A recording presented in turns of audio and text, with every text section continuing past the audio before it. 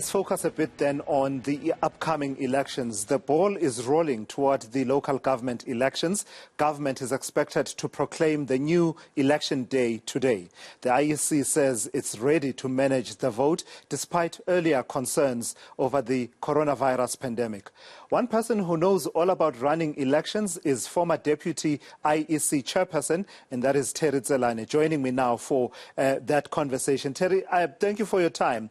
I suppose let's start with the current issue, right? It's water under the bridge now that we are going to elections latest by the 1st of November, and it seems that is the preferred date from what we've been able to hear, that it would be the 1st of November, that is the preferred date. It's not a long build-up and run-up to elections. If you are managing this election with under, 55 days, about 54, 53 days now before election day, what would be your main focus to ensure that we deliver a free and fair election? Thank you very much for having me. There would be 5 issues that I would be focusing on. Firstly, the quality of the elections is determined by the quality of people who run the elections. So the focus would actually be on training the electoral staff to make sure that they understand the framework within which they're going to be operating, they understand the laws, and they're able to operate within the environment that a commission that is independent as the Electoral Commission is able to operate. That is the first aspect that I'll be focusing on. The second one, it's an issue again that is important, that determines the quality of the elections, is the quality of the logistics. Now, there are quite a number of things that have interrupted the preparations for these elections, and therefore I'll be interested to check as to whether the logistics are such that we can be able to deliver the elections. And then that starts from the time when you plan the logistics, the production of the ballot papers, securing the voting stations, and making sure that the right materials go to the right stations. And then the other area that I will be focusing on is obviously finalization of the voters' roll. And now that we've got the registration, that has got to be included in the election timetable, and then deal with whatever defects that may be there within the voters' roll. Largely, those would be the areas that I would be focusing on. One of the other areas that determine the quality of the election is obviously the political environment. And that political environment, it's a joint responsibility between the Commission and all other role players. The Commission has got a National Party Liaison Committee at the provincial level. They've got provincial they've got provincial party liaison committees, including at the local level. I would use those particular structures to make sure that they are informed about the processes, they understand each and every aspect of the process, and that they are able to help in terms of creation of an environment conducive to free and fair elections. How much of a spanner in the works is the fact that there's now going to be this voter registration weekend, and it needs to happen within this truncated, is the word that is being used, truncated timetable? Whereas ordinarily, it would be spaced out. You would have a voter registration weekend way before you are in the final home stretch of the election. Is it a blessing that you get to test out your infrastructure? You open the polling stations and these new machines that will replace the zap machines, or is it disruptive in that it happens at this critical time? It is not ideal, particularly because the Commission will be using a new device for the first time in this election, in this registration. So ordinarily they would have preferred to have a sufficient time to be able to do that. But that is the environment within which the Commission is currently operating. It is not ideal, it is difficult, and it's going to be very, very, very difficult for the Commission. But unfortunately, the interruptions have happened as a result of all sorts of issues, including what the Commission did in good faith. But obviously, things did not go the way the Commission had anticipated. Speaking of good faith and the Commission, you mentioned earlier on one of the priorities there. You were talking about the role of the Party Liaison Committee at national level and at provincial level.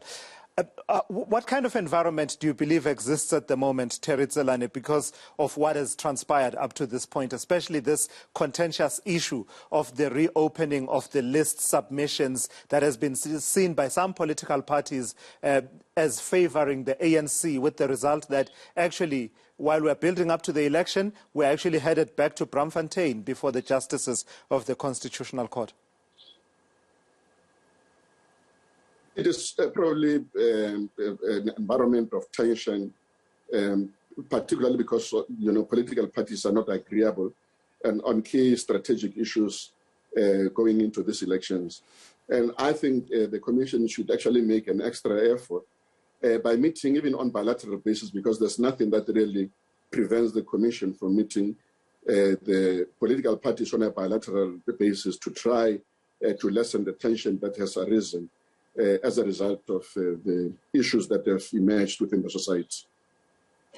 Just on that decision, Tselane, you were, among the first people to express a view on this, that actually the order of the Constitutional Court does not permit for the reopening of the deadline for the submission of party candidates list. And I remember in your tweet there, you even had only in bold, saying that it allows only for the reopening for voter registration. Do you still stand by that view, even despite the decision that the IEC has taken? Do you believe the IEC got it wrong? Indeed, the Commission has made its call. And then, obviously, for now, we'll have to abide by its call until such time that there are any changes. But my opinion still remains that I think they missed one critical aspect, and that aspect was the fact that the Constitutional Court basically restricted their capacity in terms of Section 11 of the Municipal Electoral Act. When the Constitutional Court said to the Commission that in spite of the powers you have under Section 11, we are directing you to observe the timetable that you issued on the 4th of August. That in itself was a clear direction to the Commission that you don't have unfettered powers, unlike under ordinary circumstances where the Commission could have used Section 11 to amend the whole election timetable. That particular provision basically restricted the capacity of the Commission just to make changes as they like, because they've been directed to basically make sure that they still stick with the framework that they developed, which is the election timetable that they issued on the 4th of August.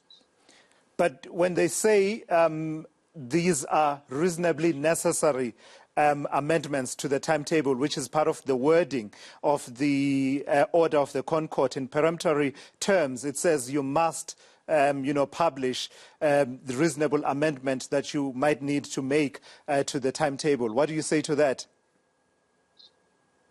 That is actually correct, because remember two things that the Constitutional Court have done here. They've taken two elements that had already passed, that had already been performed. One was the proclamation of the date of the elections, and the second one was the closure of the voters' roll. So the Constitutional Court explicitly removed those two aspects and said that this, from the timetable of the 4th August, will not be applicable by firstly ordering the Commission to consider having a registration weekend. But they did not even just end there. They ordered that registration must actually continue in municipal offices from the 3rd until the 10th. So they were very, very deliberate on that particular aspect. Now, as a consequence of those two actions, there are aspects or milestones in the election timetable that would be affected naturally. This, for instance, would include the issuance of certificates to candidates. It would include the certification of the voters' roll. it would include special votes, it would include the election date itself. So all including special votes. Those are reasonable adjustments that are necessary for the purpose of implementing the Constitutional Court order. It does not mean that aspects that were regarded as having been performed and that were lawful should actually be amended.